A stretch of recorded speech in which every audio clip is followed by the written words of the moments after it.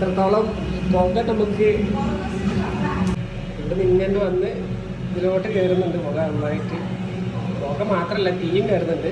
ഇതാണ് നമ്മുടെ ഫയർവുഡ് സ്റ്റവിൻ്റെ ഒരു ഫൈനൽ ലുക്ക്. എന്തൊക്കെയാണ് ഇതിനകത്ത് ചെയ്തേക്കുന്നത് എന്നൊക്കെ ഞാനൊന്ന് കാണിച്ചു തരാം. തൽക്കാലം നമുക്ക് ഈ ഒരു ട്രേ ഇവിടെ ഈ ചാരം വീഴുന്ന ഭാഗത്ത് വെക്കാം. റബ്ബർ ഷീറ്റൊക്കെ ഉണക്കാൻ വേണ്ടി യൂസ് ചെയ്യുന്ന ഒരു ടൈപ്പ് ട്രേ ഉണ്ട്, അലുമിനിയത്തിൻ്റെ. അത് വന്നു കഴിഞ്ഞാൽ നമ്മുടെ ഈ ഒരു അടുപ്പിൻ്റെ കംപ്ലീറ്റ് സാധനമാവും. പിന്നെ ഈ ഒരു ടൈപ്പ് നമ്മുടെ ആലയിലൊക്കെ യൂസ് ചെയ്യുന്ന ടൈപ്പ് ഒരു ഫാൻ കിട്ടി. അതിന് മുന്നേ ഞാൻ ഉദ്ദേശിച്ചിരുന്നത് ഇവിടെ ഒരു സാധാരണ ബ്ലോവർ ടൈപ്പ് ഫാൻ, മറ്റേ കൂളിംഗ് ടൈപ്പ് ഫാൻ ഉണ്ട്, അത് വെക്കാനായിരുന്നു പ്ലാൻ.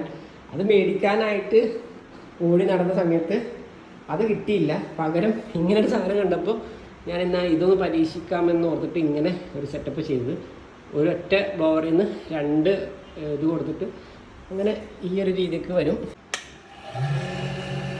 ഓണാക്കിയിട്ടുണ്ട്.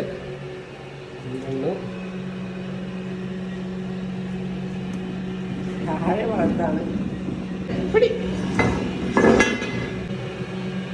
ചെറിയ രീതിക്ക് എവിടേക്കോ ലീക്ക് ഉണ്ട്.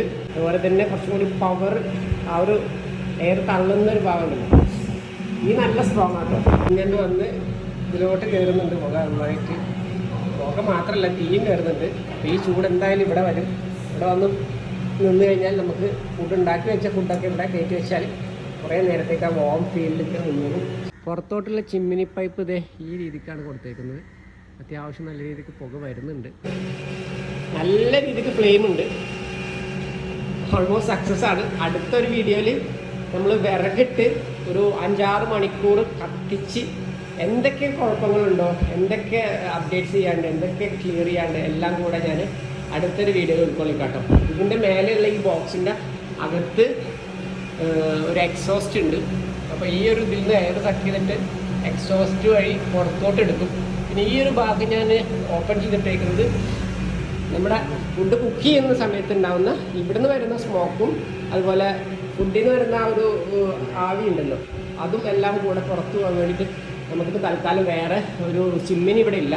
അതിനും കൂടി വേണ്ടിയിട്ടാണ് ഇവിടുത്തെ ഒരു എയറും ഇവിടുത്തെ ഒരു ബാക്കിയുള്ളതും കൂടി പുറത്തോട്ട് പോകാൻ വേണ്ടിയിട്ടാണ് ഇവിടെ ഇങ്ങനെ ഓപ്പൺ ആക്കിയിട്ടേക്കുന്നത്. ഈ രക്ഷയില്ലാത്ത തീയാണ്. പക്ഷേ